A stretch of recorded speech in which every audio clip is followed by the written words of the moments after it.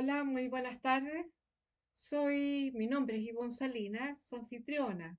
Estamos con nuestro profesor, como siempre, Nivaldo Carvajal, de esta escuela de análisis descriptivo. Y hoy quieres ver un tema, otro más, El interesante. observador y la elección. Cuando se lee la Biblia, ya sea en los libros de la ley, en los salmos, en los profetas, en el Evangelio, en las cartas pastorales, Apocalipsis, eh, vemos personajes, ¿ya? Y asumieron que esos personajes eran de la historia y no son históricos. ¿Por qué? Porque recién entran en escena para cumplir lo que de ellos se había escrito como profesión. Sin embargo, otros sí son históricos, ¿m? Y pertenecen a la historia, pero tampoco los conocen. Tal es el caso de Moisés y su suegro, de Jetro, de Madián. Sí, es cierto. Pero fue conocido como Jetro de Madián, ¿m? Que sale a recibir a Moisés cuando viene de la derrota de los egipcios. Dice, ahora reconozco que Dios es más poderoso que todos los dioses de Egipto. Y le pide el diezmo a Moisés. Y Moisés trae oveja, la oveja gordita que traía de Egipto, y se las pasa a su suegro Jetro y hace un sacrificio y comen juntos. ¿Mm? Y el suegro de Moisés se va con su familia, porque estuvo muchos años con sus hijas ahí en Madián. Y como era sacerdote, le enseñó a Moisés todo lo que tenía que ver con el sacerdocio. Tuvo 40 años con él, hasta los 80. Moisés cuando vuelve de Egipto vuelve a los 80 años. Claro. Y si tuvieron 38 años en Cades Barnea, Moisés bordeaba los, los 120, 218 años cuando le entrega a Josué el cargo. ¿Mm? Y muere a los 120 años, dos años después de que Josué cruza el Jordán. Y, y se queda ahí en Cades Barnea, donde tuvieron 38 años. Por eso, irónicamente, dice, no se te hinchó el pie ni la ropa se te envejeció, 40 años, casa de Israel. ¿Mm? ¿Por qué le dice en forma irónica eso? Porque no anduvieron 40 años por el desierto, estuvieron 38 años en una ciudad a la orilla del Jordán que se llama Cades Barnea. Y anduvieron 2 años para el desierto para llegar a ella. Y allí Moisés y Josué se separan. Abraham y Lot se separan. En el Génesis decía Abraham y Lot que se separaban, pero acá es Moisés y Josué que se separan, que es lo mismo. Entonces, ¿quién es Abraham? Moisés. ¿Quién es Lot? Josué. Abraham sin H, es ¿Cuál Moisés. era el testigo? El otro era Abraham, Sí, pero Abraham no era histórico, no era ante Moisés, porque Moisés no lo conoció jamás. Pero Moisés creía, porque lo había leído en Génesis, que era un antepasado. Y es que el libro del Génesis era la historia de Adán, lo- los descendientes de Adán. el libro de las generaciones de Adán, como dice Génesis 5. Pero el Génesis no es historia, es profecía.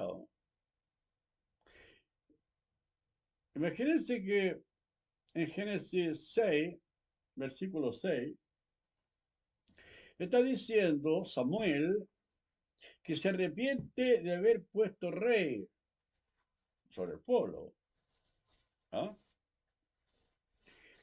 Porque le dolió en su corazón haber hecho hombre en la tierra, porque lloraba a Saúl allá en Génesis, en primera de Samuel 16. La maldad de los hombres. En el versículo 6 dice que Y se le dolió en su arrepintió corazón. Jehová, sí, y se arrepintió Jehová de haber hecho hombre en la tierra, y le dolió en su corazón. Eh, ese Jehová es Samuel. Se le decía a Jehová a los profetas, que era lo mismo que decirle dioses. Los dioses son los profetas. Y este Dios, que se arrepiente de haber puesto hombres sobre la tierra, y dice que los va a destruir, ¿o no? Léalo. 6. Y dijo, sí, y dijo Jehová, raeré sobre la faz de la tierra a los hombres que he creado, ¿Y qué se propone hacer? ¿Mm? El diluvio, de eso está hablando. desde el hombre hasta la bestia, ¿Ve? Desde el hombre hasta la bestia, por eso hace el arca en el capítulo 7, sí, versículo y hasta el reptil y 16. las aves del cielo, pues me arrepiento de haberlos hecho. El hecho es que puso reyes. Ese que habla ahí es Samuel. Y le dolió en su corazón porque estaba llorando. Bueno, la primera de Crónica 16. Primera de Samuel 16. Y ahí lloraba Samuel.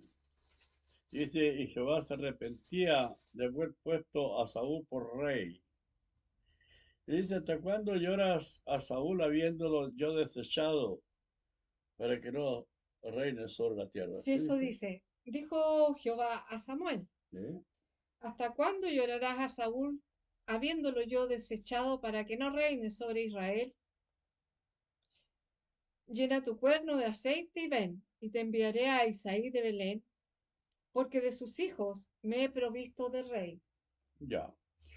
Está hablando ahí de que lo envía a, a ungir a David por rey a espaldas de Saúl. ¿Por qué? ¿Ustedes creen que alguien se lo pregunta el por qué manda a Samuel a espaldas de Saúl a ungirlo por rey?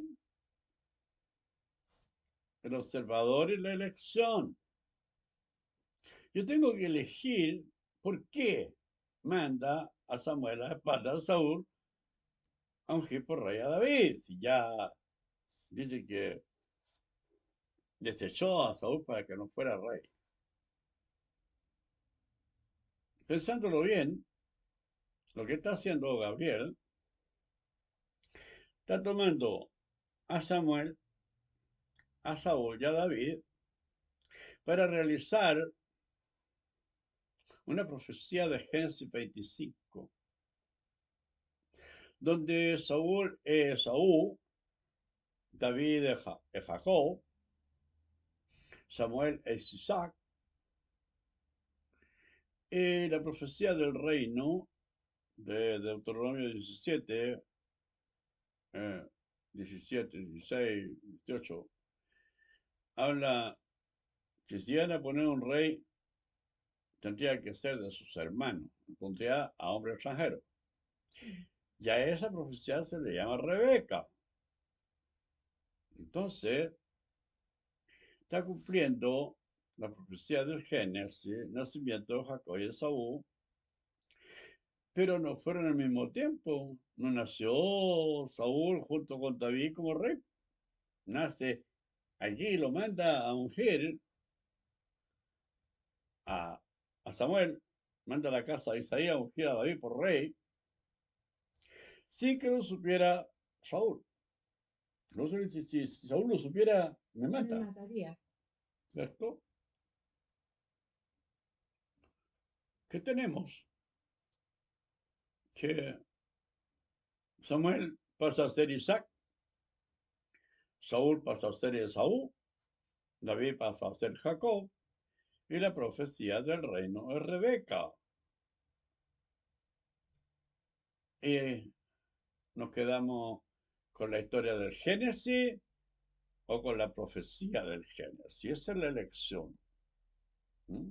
El observador y la elección, ¿mm?, llevamos a cabo el análisis no como historia, sino como profecía. Y eso lo está haciendo el ángel Gabriel, que él le cumple la profecía del Génesis y no le dice a Samuel, tú aquí en este momento eres Isaac, eres nacido de una madre estéril y fuiste pedido a Dios y Dios se concedió, era la alegría de tu madre, la que era estéril. Y Isaac se llama risa, alegría. Esaú, el rey Saúl. Y Jacob es que lo va a suplantar. El que suplanta. ¿Dónde?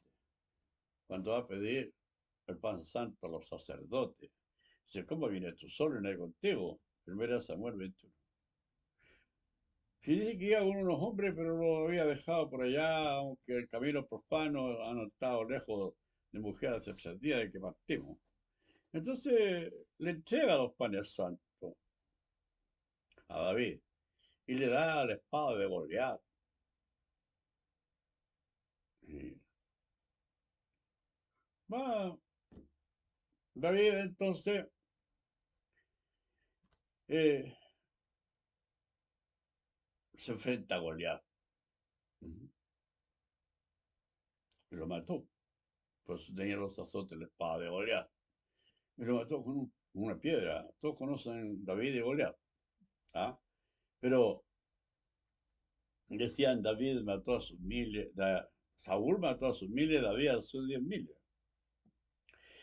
Y como lo manda a pelear con Amalek, que era el pueblo que no había salido a recibir a Moisés con ayuda, con comida, y no dejó pasar por tierra, entonces se hicieron enemigos del pueblo. Y mandó a exterminar a Amalek, a rey Agag. Y fue Saúl. Y peleó con él, se trajo al rey capturado, trajo ovejas, vacas y ¿qué he oído de bramido de oveja y vaca oigo yo? Samuel se enojó porque no había matado al rey, pero lo sabía ahí. Samuel entró en ira, tomó una espada y lo cortó al rey en pedazos. ¿Cuál sería la ira de Samuel? Entonces lo desechó, porque lo había enviado a una misión exclusivamente a eliminar a Malek y a su gente. Y Saúl quedó asombrado.